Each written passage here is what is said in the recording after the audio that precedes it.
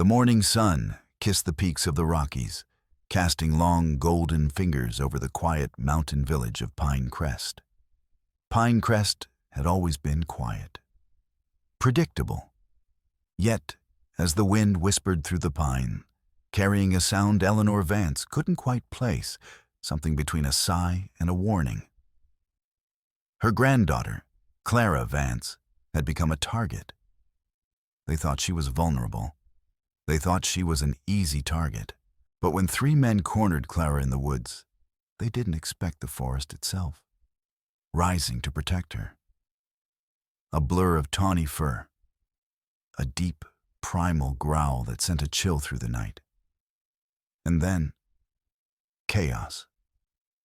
What they saw in the darkness left them running for their lives, shaken to their core, because sometimes the most powerful protectors aren't human at all. This is the story of a secret guardian, a fierce bond, and the day a predator chose to stand between danger and the one he called family. Before we delve into this incredible tale, please take a moment to hit that like button.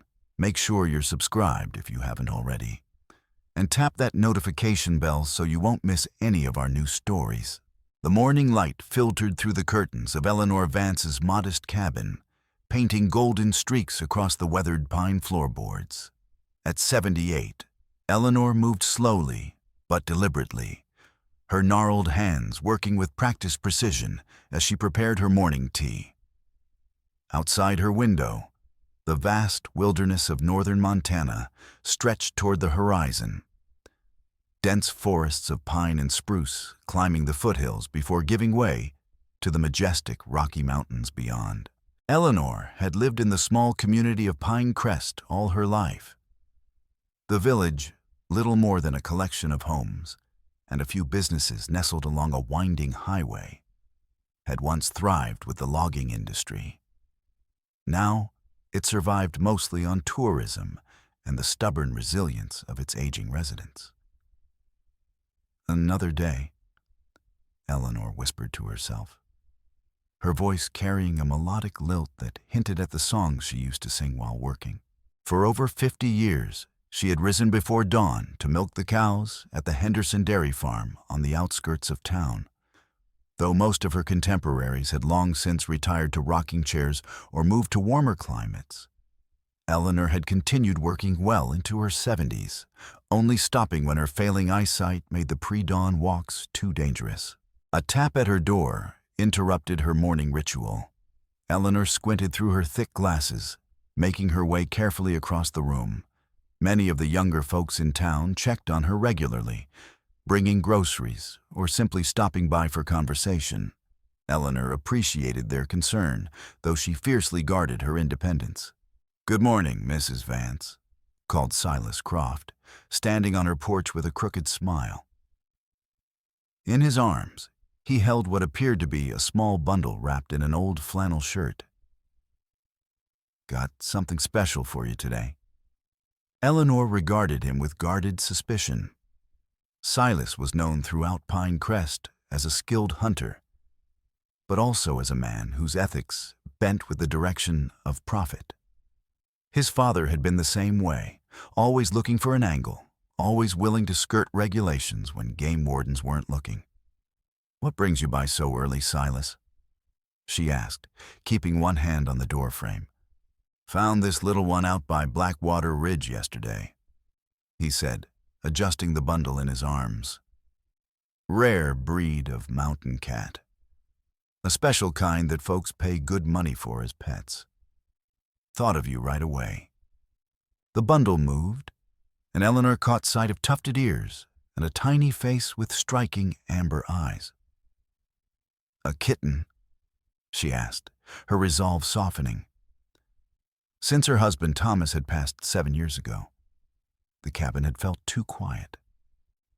Her daughter lived 3 states away in Chicago, and though her granddaughter Clara had moved back to Pine Crest last year to teach at the local elementary school, the days could be long and silent. "Not just any kitten," Silas insisted. "This here's a special breed, valuable, but needs a good home, with someone who has time to care for it proper." He paused, shifting his weight. I'd normally ask a high price, but for you, Mrs. Vance, seeing as how you've always been kind to me, I'll let it go for just $300. Eleanor hesitated. $300 was nearly half of her monthly Social Security check. Even with her small pension from the dairy, money was always tight. I don't know, Silas. Look at those eyes, Silas urged, unwrapping the bundle further. Ever seen a house cat with eyes like that? This is special stock. My cousin in Idaho breeds them for celebrities, worth thousands to the right buyer. The kitten mewed softly, and something in Eleanor's heart shifted. The creature looked up at her with intelligent eyes, curious but unafraid. I'll give you $200, she said finally. That's all I can spare this month. Silas's smile widened. For you, Mrs. Vance, that'll do just fine. 20 minutes later. Eleanor sat in her rocking chair, the kitten exploring her lap with delicate paws. She had given Silas all the cash she had in the house, which meant she would need to be careful with groceries until next month's check arrived. Still, looking at the beautiful creature, she couldn't bring herself to regret the decision. What shall I call you? She mused, stroking the kitten's spotted fur. It was larger than most kittens she'd seen, with unusually large paws and distinctive tufts at the tops of its ears. Its coat was a tawny color, with subtle spots, and those remarkable amber eyes seemed to hold a wisdom beyond its years. The kitten responded with a sound somewhere between a purr and a chirp. You're a talkative one. Eleanor laughed. How about Mick? My husband Thomas used to call our old tomcat Mick because he said he was always making mischief. The kitten chirped again and butted its head against her hand, as if approving the choice. Over the next few weeks, Eleanor and Mick settled into a comfortable routine. The kitten grew rapidly, developing a healthy appetite that Eleanor struggled to satisfy. Unlike other cats she'd owned over the years, Mick seemed particularly fond of the raw meat scraps she brought home from the butcher's shop. He turned his nose up at commercial cat food, only reluctantly eating it when nothing else was available. You're a picky one, Eleanor told him, watching as he devoured a piece of raw venison her neighbor had brought over. And growing like a weed. What kind of cat did Silas say you were, Mick? Mick didn't answer, of course, but his purr rumbled through the cabin like distant thunder. As the weeks passed, Eleanor's concern grew along with her unusual pet. By the time 3 months had passed, Mick was larger than any house cat she'd ever seen. His paws seemed disproportionately large, and his behaviors were increasingly distinctive. He could jump to the top of her refrigerator in a single bound. He paced the cabin restlessly at night, and occasionally made vocalizations that sounded nothing like a normal cat's meow. Grandma, are you home? Clara's voice called from the porch one Saturday morning in early autumn. Come in, dear, Eleanor responded, setting aside her mending. Clara Vance stepped into the cabin, bringing with her the scent of crisp mountain air and the youthful energy that always seemed to brighten the room. At 27, she had her grandfather's height and her mother's dark eyes and hair. After college in Boston and 3 years teaching in Denver, she had returned to Pine Crest, saying she missed the mountains and the tight-knit community. I brought you some. Clara stopped mid-sentence, her eyes widening as they fell on Mick, who was stretched out on the hearth rug. Grandma, she said slowly. What is that? That's Mick, my new cat, Eleanor replied proudly. Silas Croft sold him to me a few months back, said he was a special breed.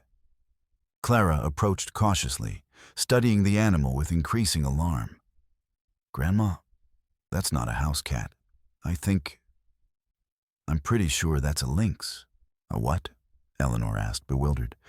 A lynx. A wild cat, a predator. They're native to these mountains, but rare. They're protected by federal law. Maria pulled out her phone and quickly searched for images. Look, see? The ear tufts, the short tail, the oversized paws. That's a Canada lynx.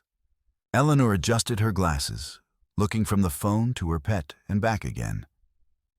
The resemblance was undeniable. "Oh my," she whispered, suddenly understanding why Mick had seemed so different from other cats she'd known. "Silas Croft told me it was a special breed of house cat. He lied to you," Clara said, her voice tightening with anger.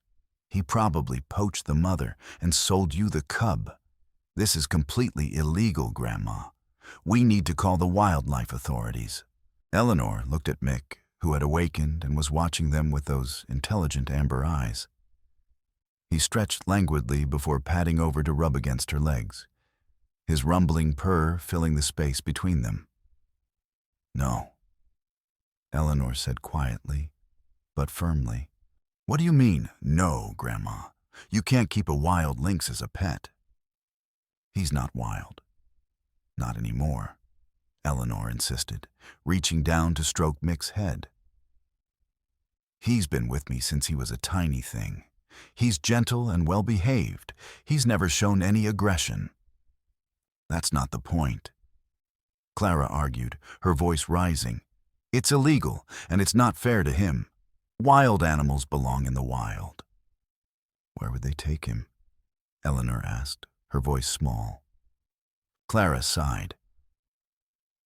"Probably to a wildlife rehabilitation center, and eventually they'd try to release him back into the forest." "But Grandma, he's already half-grown. If he stays here much longer, he might never be able to survive in the wild." Eleanor's hand trembled slightly as she continued to pet Mick. "He's all I have here. All day," she said softly. "Since your grandfather passed." Her voice trailed off, thick with emotion. Clara's expression softened. She knelt beside her grandmother and took her weathered hand. "I understand. I do. But this isn't like keeping a stray cat. This is a protected species." Mick chose that moment to stand up on his hind legs, placing his front paws on Eleanor's knees and looking directly into her face. He made a soft, chirping sound, then bumped his head gently against her chin. Eleanor's eyes welled with tears. "Look at him, Clara. He trusts me. He loves me." Clara watched the interaction with a mixture of amazement and concern. The bond between her grandmother and the young lynx was undeniable. What Silas Croft had done was unethical and illegal. But the situation now was complicated by the fact that the lynx had clearly imprinted on Eleanor. "Let me look into this," Clara finally said, her mind racing. "Maybe there's a middle ground, some way to legally register him as a rescue or something. But Grandma, please, keep this quiet. If the wrong people find out, there could be serious consequences." Over the next few weeks, Clara researched wildlife regulations while Eleanor continued to care for Mick. The young lynx grew stronger and more impressive by the day. By 6 months, he weighed nearly 30 pounds and could leap from the floor to the top of Eleanor's bookshelves without effort. Despite his increasing size and strength, Mick remained gentle with Eleanor, seeming to understand her frailty. He slept at the foot of her bed each night and followed her around the cabin during the day, like a devoted shadow. Clara eventually discovered that while keeping a native lynx was indeed prohibited, the situation was complicated by the fact that Mick had been hand-raised and might not survive if released into the wild. After consulting discreetly with a wildlife biologist at the university in Missoula, she learned that in rare cases, special permits could be granted for educational purposes. The key is to prove he's better off as an ambassador animal than trying to survive in the wild, she explained to Eleanor. but it would mean registering him, getting proper veterinary care, and possibly allowing him to be part of educational programs. "Whatever it takes," Eleanor said firmly, her resolve hardening. "I won't lose him." As autumn deepened into winter, Mick continued to thrive under Eleanor's care. With Clara's help, they built a secure outdoor enclosure attached to the cabin, giving Mick space to exercise while keeping him safe from curious neighbors. To Eleanor's surprise, the lynx seemed to recognize the boundaries of his new territory, never attempting to escape even when the door was left open. What neither of them expected was Mick's apparent desire to accompany them on walks in the forest behind the cabin. The first time it happened, Clara was terrified that Mick would bolt into the wilderness, never to return. Instead, he stayed within sight, occasionally disappearing into the underbrush only to reappear minutes later, seemingly checking that his humans were still there. "It's like he's keeping an eye on us," Clara marveled, watching as Mick effortlessly climbed a pine tree, then descended head first. "Like he thinks we're the ones who need protecting." Eleanor smiled, leaning on her walking stick. "He knows we're family."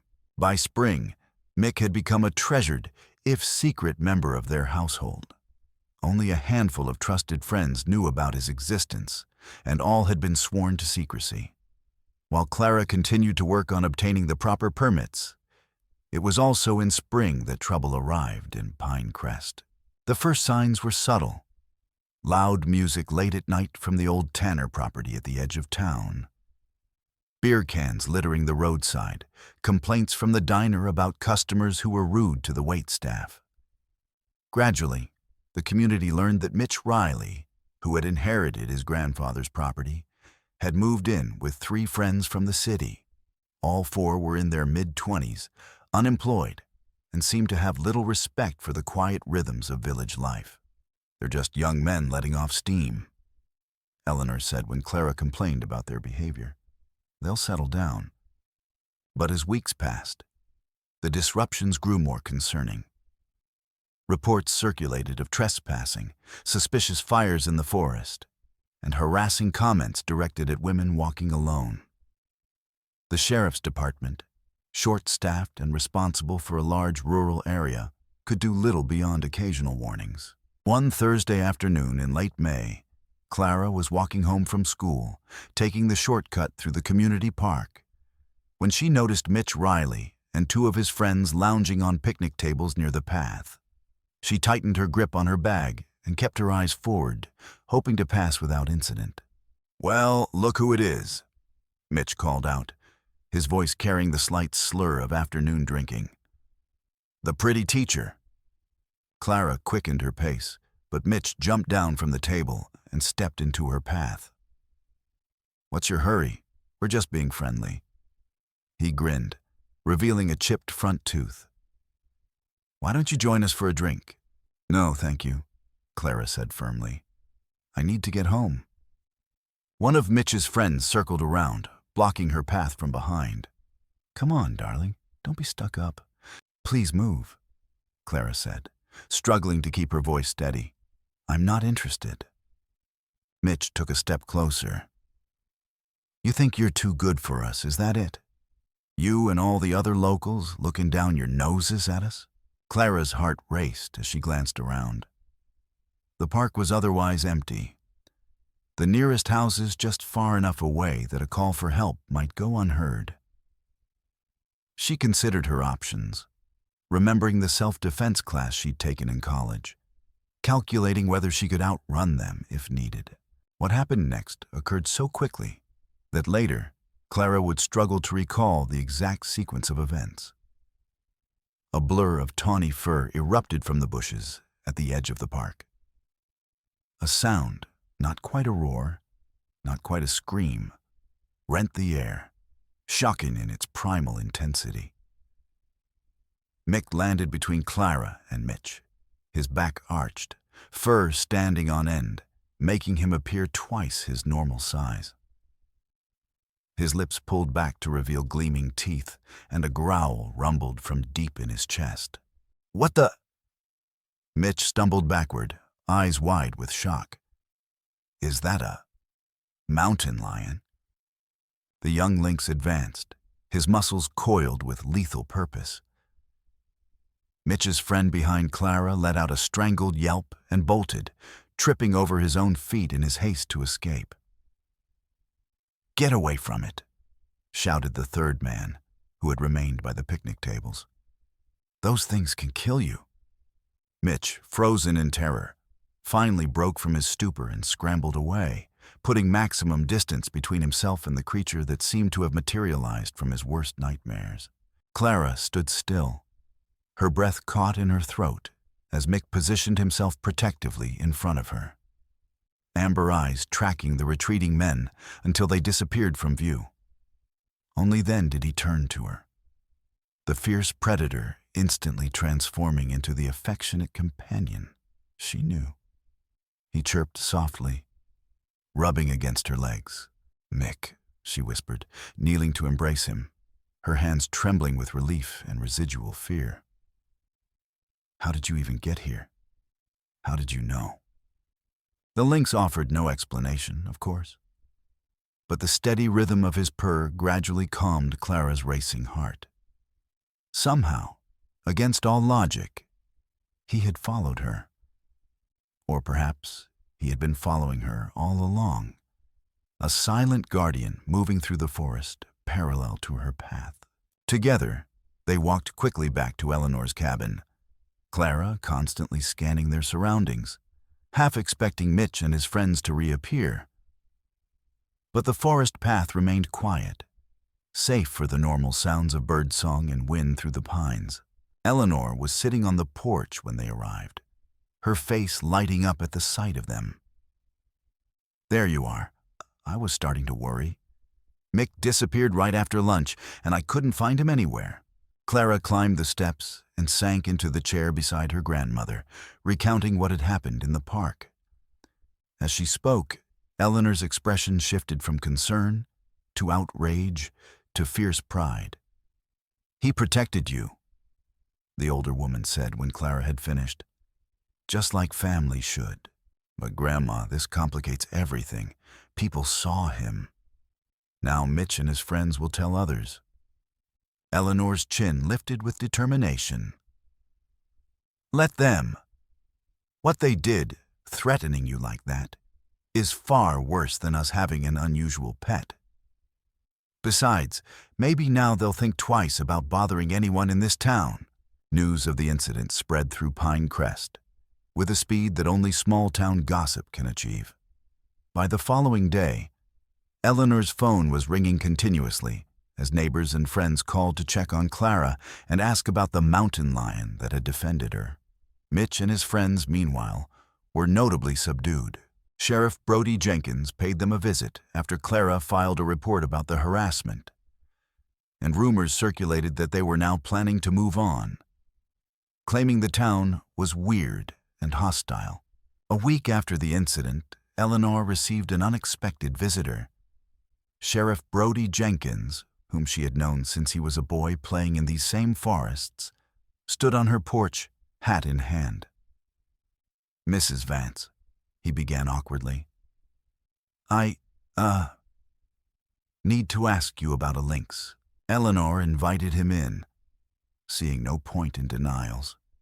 Mick, as if sensing the importance of the moment, sat regally on the hearth rug, regarding the lawman with unblinking amber eyes. "Well," Sheriff Jenkins said after a long moment, "I've been hearing some wild stories, but I admit I didn't fully believe them until now." "He's been with me since he was a kitten," Eleanor explained. "I didn't know what he was at first. By the time Clara identified him, we'd already bonded." The sheriff nodded slowly. "I figured it was something like that. Silas Crofts involved, I'm guessing?" Eleanor looked down. "I don't want to cause trouble." "You're not the one causing trouble, Mrs. Vance. Poaching protected wildlife is a serious offense." He glanced at Mick. "Though I have to say, I've never seen a lynx behave like this. It's almost like he understands every word we're saying. He's special, Eleanor said simply. Sheriff Jenkins ran a hand through his thin hair. I should report this to Fish and Wildlife. By the book, that's what needs to happen. And will you? Clara asked from the doorway. Having arrived home during their conversation, the sheriff was quiet for a long moment. Mitch Riley and his buddies have been a thorn in my side for months. I've been waiting for them to step over a line I could actually enforce. He looked at Clara. What they did to you in the park, that was that line. But before I could do anything meaningful, your four-legged friend here apparently scared them straight. Word is, they're packing up, heading back to wherever they came from. He turned back to Mick, who had not moved from his dignified pose on the hearth. I think, the sheriff said carefully, that any official investigation into unusual wildlife sightings will have to wait until I've dealt with more pressing matters. That could take some time. He stood, placing his hat back on his head. In the meantime, Mrs. Vance, I'd appreciate it if you and Clara would work on getting whatever permits might be needed for an educational ambassador animal. I hear the outreach programs at the Nature Center are quite successful. Eleanor's eyes filled with grateful tears. We're already working on it. Good, Sheriff Jenkins nodded. And ma'am, thank you, both of you, for being such valued members of this community. After he left, Eleanor sat beside Mick, stroking his sleek fur. You hear that? You're a valued member of this community, too. In the months that followed, Mick's legend grew throughout Pinecrest. With the sheriff's tacit blessing and the community's protective embrace, Eleanor and Clara were able to secure the special permits needed to legally keep Mick as an educational ambassador. He made occasional supervised appearances at the school, where children learned about conservation and respect for wildlife. Mitch Riley and his friends did indeed leave town. Their departure celebrated with a noticeable uplift in community spirit. The story of the elderly woman with failing eyesight and her unlikely protector became a cherished local tale, embellished with each retelling until Mick was credited with all manner of heroic deeds. For Eleanor, now approaching her 80th birthday, the comfort of Mick's presence far outweighed any challenges his unusual nature presented. On quiet evenings, as they sat together on the porch, watching the sun set behind the mountains, she often reflected on the strange path that had brought this magnificent creature into her life. Sometimes, she told Clara, as they watched Mick patrol the perimeter of the yard one golden autumn afternoon, the things that seem like mistakes turn out to be the greatest blessings. Clara smiled, thinking of the scared young lynx cub who had grown into their fierce protector. And sometimes, she added, the ones we think need saving end up saving us instead. Mick, hearing their voices, paused in his patrol to look back at them, his amber eyes reflecting the setting sun. Then, with a fluid grace that never failed to take their breath away, he bounded back to join his family on the porch. The unexpected guardian of 2 generations of Vance women, and living proof that the most powerful bonds can form in the most unlikely circumstances. In the forest surrounding Pinecrest, legends now whispered of a watchful presence that kept the village safe. Children playing too far from home would sometimes report glimpsing tawny fur and bright eyes before finding their way back to familiar paths. Hikers lost in sudden mountain storms told of haunting cries that seemed to guide them toward shelter. And in a modest cabin at the forest's edge, an elderly woman with a lifetime of hard work behind her found unexpected joy and purpose in her golden years, thanks to the wild heart that had chosen to make its home alongside her own. Lesson: Sometimes, protection comes from the most unexpected places, and the bonds forged by love and trust can transcend the boundaries between species, revealing that the most powerful connections are often found in the wild heart that chooses you. What did you think of this story? Let us know in the comments below. Please rate this video on a scale of 1 to 10, and don't forget to subscribe for more incredible stories.